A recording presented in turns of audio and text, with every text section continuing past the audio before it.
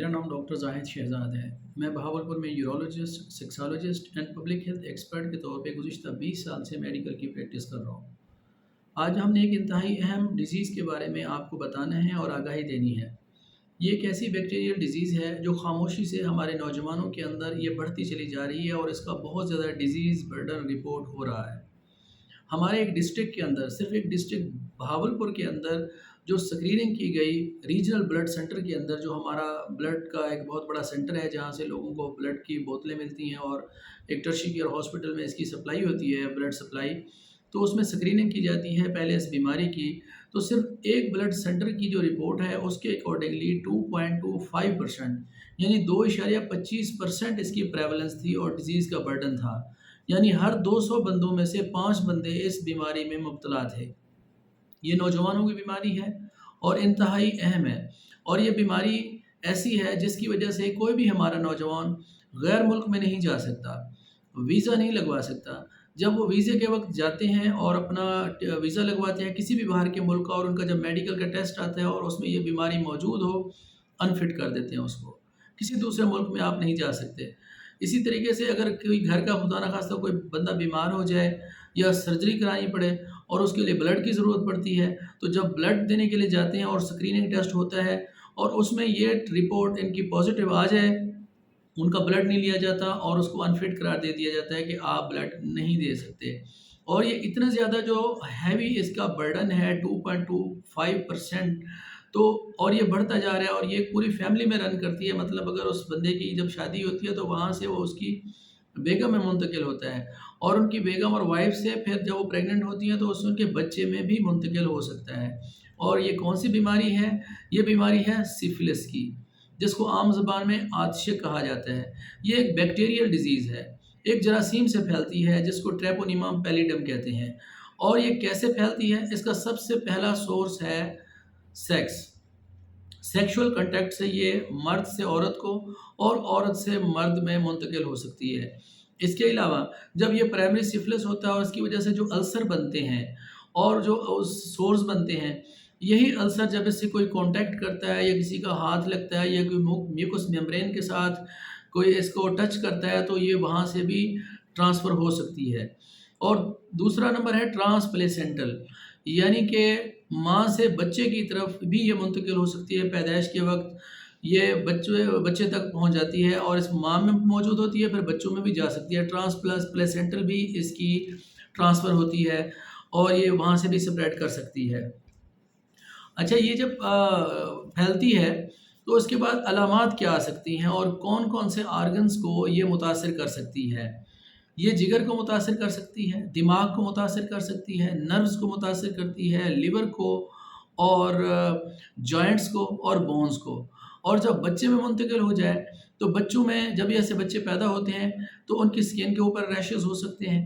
इसके अलावा जिगर और स्प्लीन इनलार्ज हो सकता है और ऐसे बच्चे जल्दी डेफनेस का शिकार हो जाते हैं, बहरापन, अंधापन उनमें आ सकता है। दिमाग के अंदर अगर चली जाए तो मेनिंजाइटिस काज़ कर सकती है ये बीमारी।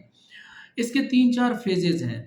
इसका प्राइमरी सिफिलिस है, सेकेंडरी है और टर्शियरी सिफिलिस है, और कुछ लेटेंट सिफिलिस भी होता है जो लोगों में मौजूद होता है लेकिन अलामात ज़ाहिर नहीं करता। प्राइमरी सिफिलिस में क्या होता है? प्राइमरी सिफिलिस, अगर ये प्राइमरी पहले बीमारी किसी के जिस्म के अंदर जब दाखिल होती है तो जिस एरिया से ये एंटर होती है बैक्टीरिया, वहाँ के ऊपर रूट ऑफ एंट्री के ऊपर एक छोटा सा अल्सर, पेनलेस अल्सर सा बना देते हैं जिसको शैंकर्स कहा जाता है। ये शैंकर्स पेनलेस होते हैं। अगर सेक्सुअल कांटेक्ट से फैली है तो ये पेनिस के ऊपर एक स्मॉल अल्सर सा सोर्स सा बना देगी, उस नफ्स के ऊपर छोटा सा अल्सर बन जाता है और ये खुद ब खुद हील भी हो जाता है। इसी तरीके से अगर रेक्टम के ज़रिए फैली है तो रेक्टम के ऊपर या एनस के बाहर इसका अल्सर सा बन जाता है। अगर ये किसी को फ्रेंच किस से और लिप टू लिप सकिंग से ऐसे हुआ है, फ्रेंच किस की वजह से फैली है, तो होंठों के ऊपर भी अल्सर बन सकता है और ये शैंकर बन सकता है जो कि पेनलेस होता है और ख़ुद ब खुद ये हील हो जाता है।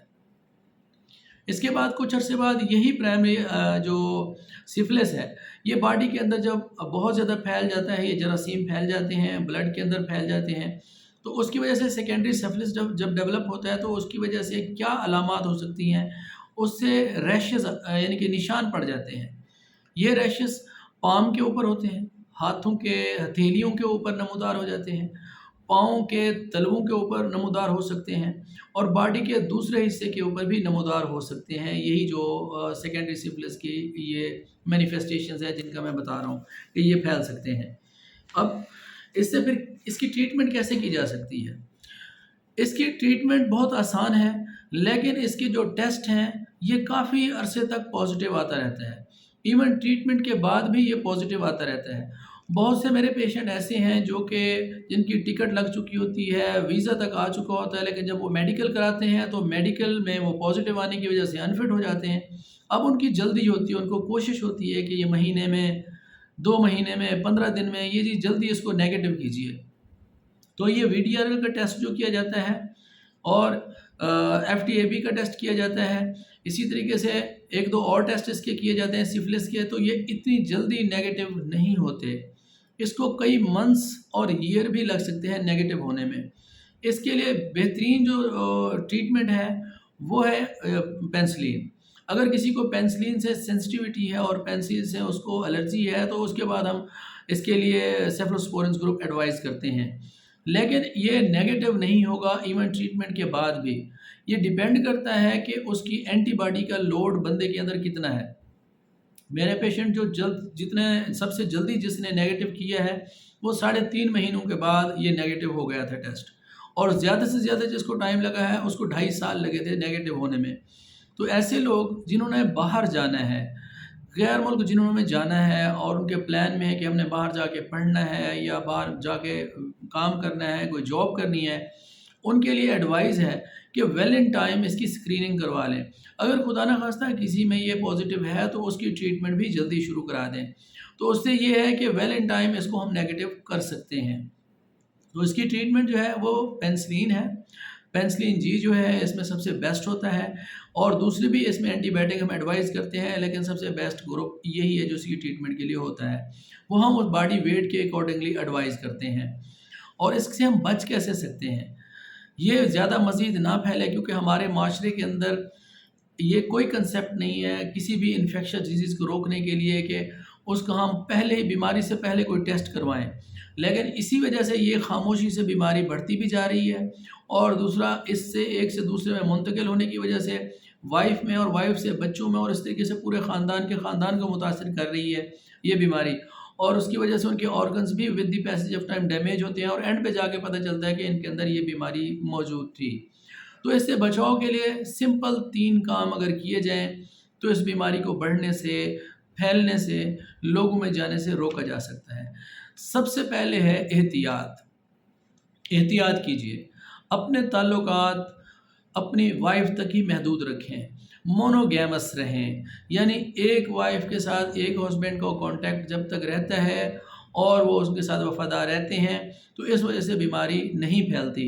جب ملٹیپل پارٹنرز ہوں تو اس کے بعد انفیکشن پھیلنے کا خطرہ ہوتا ہے۔ تو سب سے پہلا اصول جو ہے کہ اپنے آپ کو ریسٹرکٹ رہیں، مونوگیمس رہیں، اپنے میسز کے ساتھ ہی صرف تعلقات رکھیں۔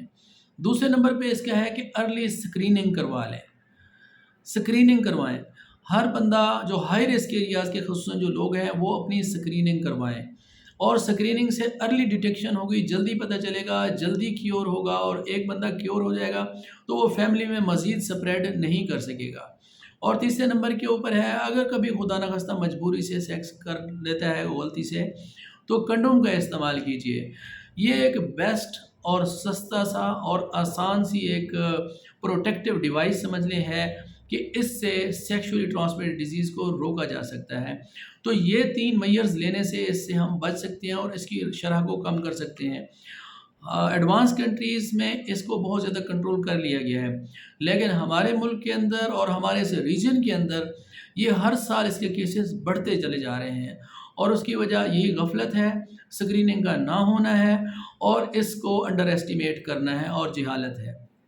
تو آج ہم نے آپ کو یہ انتہائی اہم بیماری کے بارے میں بتانا تھا، جو کہ نوجوانوں کی بیماری ہے اور اس میں بڑھتی جا رہی ہے، اور اس کا لوڈ بھی کافی زیادہ ہوتا جا رہا ہے، اور غیر ملک میں جانے سے یہ روکنے والی بیماری ہے، اور جلدی ٹھیک بھی نیگیٹو بھی نہیں ہوتی۔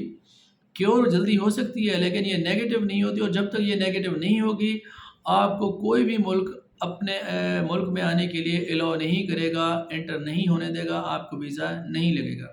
اگر آپ کے دوستوں میں، رشتہ داروں میں یا قریب ہمسایوں میں یا علاقے میں کوئی اس ٹائپ کا مریض ہے جس کا VDRL یا سفلس کا ٹیسٹ، آرشک کا ٹیسٹ پازیٹیو ہے اور وہ نیگیٹو نہیں ہو رہا، تو وہ ہمارے پاس کلینک پہ تشریف لائے، ہم اس کا ٹیسٹ کو ایویلویٹ کریں گے، اس کی بیسٹ ٹریٹمنٹ دیں گے اور انشاءاللہ ایسے جلدی ان کا یہ بیماری ختم ہو جائے گی اور ان کا یہ ٹیسٹ بھی with the passage of time negative ہو جائے گا۔ Thank you very much.